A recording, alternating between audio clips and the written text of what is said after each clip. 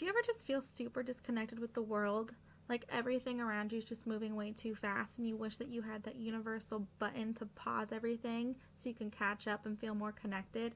Well, I think I might have a solution for you, and that would be, what if everybody gave up their car? So you might be wondering, what on earth is giving up my car going to do to make me feel more connected? Well, I like to think of it as when I try and give up my social media. Now, when I give up my social media, it's not very easy, but I do it because I feel overwhelmed and I don't feel very connected to the world. And once I do that, I just feel so content. Like I just took the biggest fresh air and I feel so much better. And I think that's the same concept with going carless.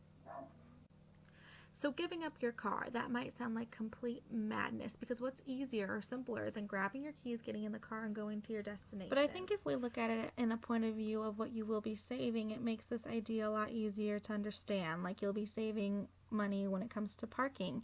You'll be saving your time, because we all know that traffic can get absolutely crazy.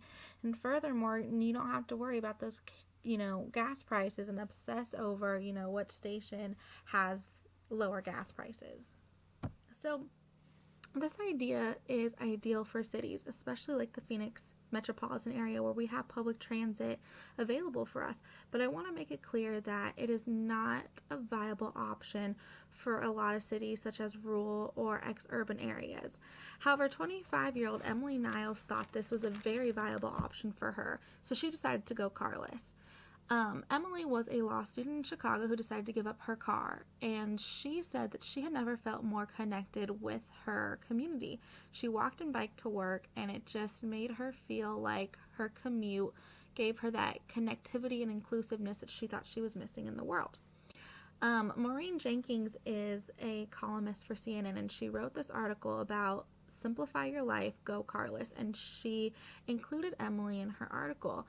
Maureen also gave up her car, and she noticed that she wasn't paying excessive amounts to park.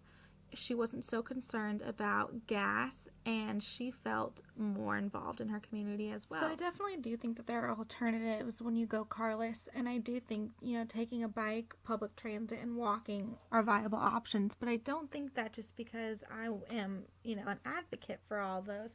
I think that because it is a way to get inclusive into your community, and it's a way to feel less stressed when you feel like the world is just closing in on you. So say you're not sold, say all that inclusive talk and community talk did not sell you on wanting to give up your car. Think about what giving up your car for just one day would do for your community. And Paris, France did a day dedicated to going carless. September 28th of 2015, they decided to give up their car for a day. Now, the study showed that if everybody in the U.S. stopped driving for a whole day, theoretically, we would prevent approximately 3.5 metric tons of CO2 emissions. There's even an initiative going around for, a car, it's called a World Car Free Day. So, whether it has this big impact on the environment, which it would, I like to see of it as more of a symbolic, statement that really demonstrates a strong commitment to sustainability more than anything. So why not? Why not try it? Why not try and give up your car for a day or for a week or for a month? And I guarantee you'll feel more connected with the world. And if you don't, well, then at least you're helping your environment.